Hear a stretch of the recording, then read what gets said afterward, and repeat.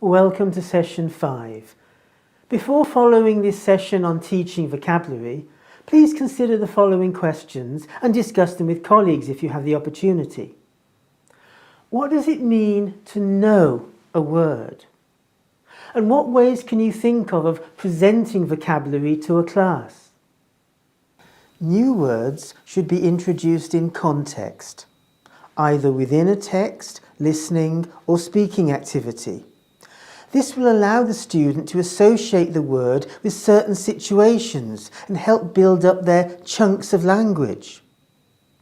If the word is outside of an activity, an example phrase or sentence should always be given.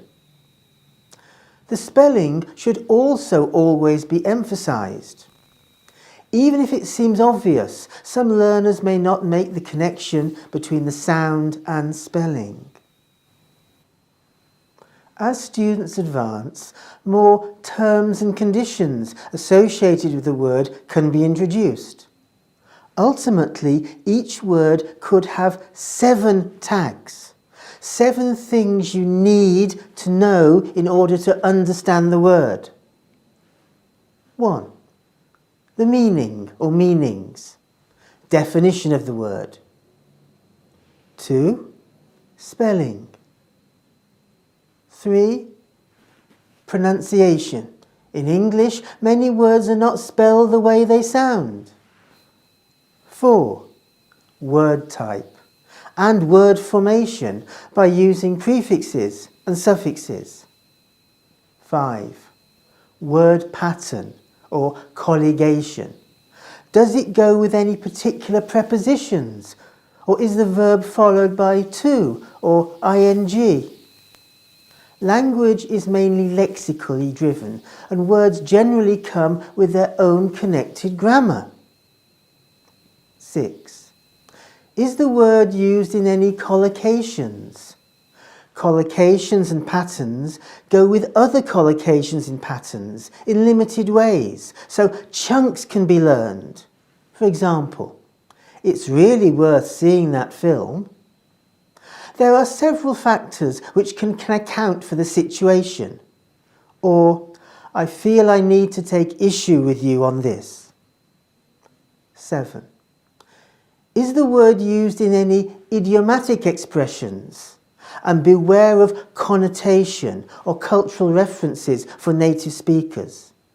Some words are taboo and not socially acceptable. Or, if said to native speakers, "I have a cunning plan," their reaction would probably be laughter, as it's a phrase often used by a character in a TV comedy series. The MPF technique that we use for teaching grammar can also be used when introducing new vocabulary. M. First introduce the meaning of the word. F. Introduce the form, such as spelling and any collocations or common phrases. P. Introduce the pronunciation of the word. If you introduce the word when speaking, rather than in text or writing, don't write it down immediately. Encourage the students to listen and copy, and then try to write it down themselves. Otherwise, the students will just read the word and miss things like stress and intonation. Similarly, in listening, the new word will probably be heard in a context, so learners can suggest if the word is a verb or noun, etc., and guess meaning. So, let's focus on these 7 things a bit more and put it into practice. Look at these words on the slide and discuss them in relation to the 7 things. What would you focus on? Muscle and receipt have a silent letter, so we'll need a focus on pronunciation and spelling. Action. Think of affixation for the word. Reaction. Collocation. Action-packed. Idiom. In on the action. Rhythm. gives an example of a consonant cluster which can be problematic for some students. Use it in a phrase for pronunciation and connected speech. Link it with the next word, usually a preposition. Mountain. Think of idiomatic language. To make a mountain out of a molehill. Or metaphor. I've got a mountain of work to do. Think of recording vocabulary appropriately to help learners. This is particularly important when it comes to learning collocation.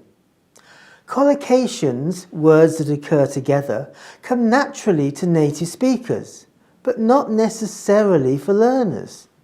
This is because there isn't always a logical meaning when looking at the words separately. For example, if we say, "I like strong coffee," a learner may get confused as their knowledge of the word strong is likely to be related to physicality. They may be able to decipher meaning if the collocation was powerful coffee, and even though the meaning is essentially the same, we do not use this phrase in English, for no real reason. So, native speakers learn collocation from birth, not by inherent wisdom, but by practice and repetition. Look at these other examples of common student errors. Why do you think students make these errors? How can we help them understand collocations that they encounter? What strategies can we use for teaching collocation? Context is important. Learning chunks of language in general, and more so in context, can help students read better, write better, speak better, and listen better. On the Imperial English courses, vocabulary is dealt with in a number of ways, both explicitly as vocabulary tasks and embedded in other skills. Doing both provides a good balance to a course, teaching explicitly when students need particular vocabulary to complete subsequent tasks, and teaching implicitly when building vocabulary is beneficial but not the only focus. There are some topics that have specific vocabulary tasks. These might deal with categorizing vocabulary or phrases into their function or form. Like here, for example, Level 3, Topic 1, Task 5. Another example could be matching two halves together to form collocations. It's important to get students to build the collocations themselves so that they notice patterns or grammar. Another exercise could be a gap fill task that can focus on spelling, sounds, or collocations, etc., like this. This gap fill exercise gets students to think about spelling while also building their vocabulary bank by learning or revising the negative form. Vocabulary is also introduced through other skills, like in a reading text or listening task. While the main focus may be on scanning or listening for detail, vocabulary can't be ignored. Words have more value than grammar. Here's an example. Students are focusing on reading skills.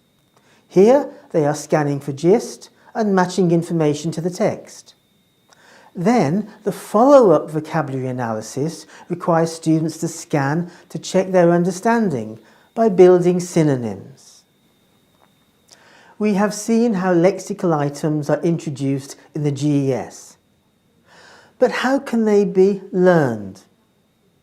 Vocabulary is best recorded under topics. A well-established way to learn is to have a place to note vocabulary down, like a notebook or in the vocabulary bank on the app, that can be carried around and referred to when you have a free moment. When you feel like you're familiar with the word, you can tick the item off or delete it.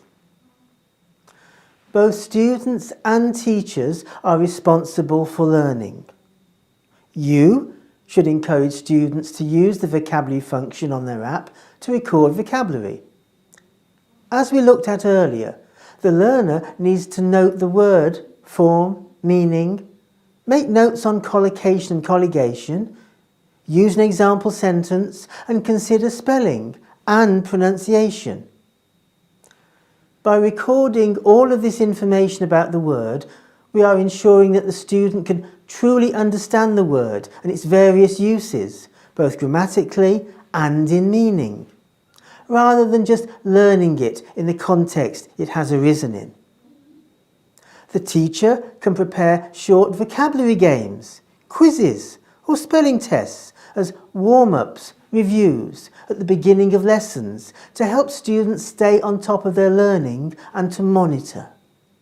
These are the hashtag words to take from this session. Write a short summary of the session using the hashtag words and examples where possible.